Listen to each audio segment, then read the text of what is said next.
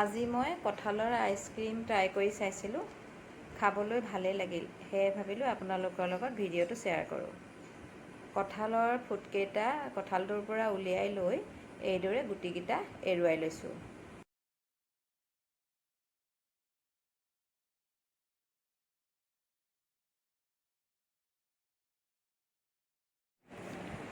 যিসকলে কঁঠাল এনেই খাই বেয়া পায়, যিহেতু কঁঠাল কেতিয়াবা আমাৰ ডিঙিত লাগি লাগি ধৰো নিচিনাও লাগে বা বৰ গৰম উঠা নিচিনা লাগে কঁঠাল খালে, সেইসকলে এইদৰে আইচক্ৰীম বনাই খালে কিন্তু আমনি নাপাব। আৰু এতিয়া মই একাপৰ জোখত কঁঠালৰ ফুটকেইটা লৈ এইদৰে মিহিকৈ পেষ্ট এটা বনাই লৈছোঁ।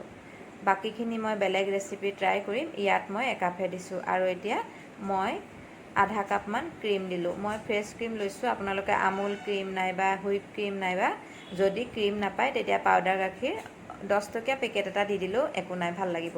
আৰু ইয়াতে মই এতিয়া একাপ গাখীৰো দি দিলোঁ।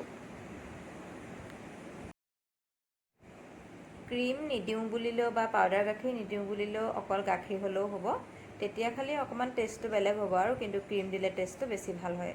আৰু মই ইয়াতে দিছোঁ এতিয়া আন্দাজমতে চেনিটো নিজৰ জোখমতে দিব পাৰিব। আইচক্ৰীম জাতীয় বস্তুবিলাকত চেনিটো মিঠাটো বেছি হ'লে ভাল লাগে, সেয়েহে মই ইয়াত 1.5 কাপ চেনি দিছোঁ। আৰু চেনিও দি এইদৰে এতিয়া মই এইখিনি আকৌ মিক্সিৰ বাতিত ধুনীয়াকৈ মিহি পেষ্ট এটা বনাই ল'লোঁ।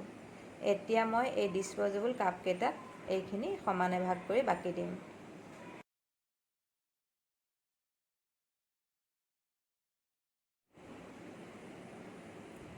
এইদৰে খাবলৈও কিন্তু ভাল লাগিছে, বহুত ভাল হৈছে এনেকৈ খাবলৈও।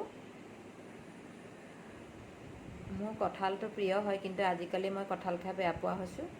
আৰু যিহেতু ঘৰত মানুহ নাই, কঁঠালটো কোনো নাখায়, মই অকলে কঁঠাল এটা শেষ কৰাটো সম্ভৱ নহয়, সেয়েহে এটা কঁঠাল অনাৰ পিছত জিতি বনাবলৈ ট্ৰাই কৰিলোঁ। আৰু কিবাকিবি ৰেচিপি বনাইছোঁ, সেইখিনিও আপোনালোকলৈ আগবঢ়াম। আৰু এতিয়া মই ইয়াতে এই আইচক্ৰীম ষ্টিককেইডাল বহাই দিলোঁ। আইচক্ৰীম ষ্টিক নাথাকিলে আপোনালোকে যিকোনো বাঁহৰ কাঠি বা তেনেকুৱাকৈ কিবা লাঠি বনাই দিব পাৰিব, বা চামুচখন এনেকৈ ভৰাই দিলেও হৈ যাব। চামুচখনৰ নালটো ওপৰ ফালেদি, চামুচখন তলফালেদি ভৰাই দিলেও এইটো আইচক্ৰীম ষ্টিকৰ কাম কৰিব। আৰু ইয়াত এতিয়া মই এইখিনি 8-9 ঘণ্টামানৰ বাবে ডিপ ফ্ৰিজত ৰাখি থ'লোঁ, মানে আইচ বক্সত ৰাখি থ'লোঁ। আৰু এয়া আমাৰ আইচক্ৰীম তৈয়াৰ হৈ গ'ল। গিলাচকেইটাৰ তলটো হাতখনে এনেকৈ অকণমান মোহাৰি ল'লে ধুনীয়াকৈ আইচক্ৰীমকেইটা ওলাই আহে।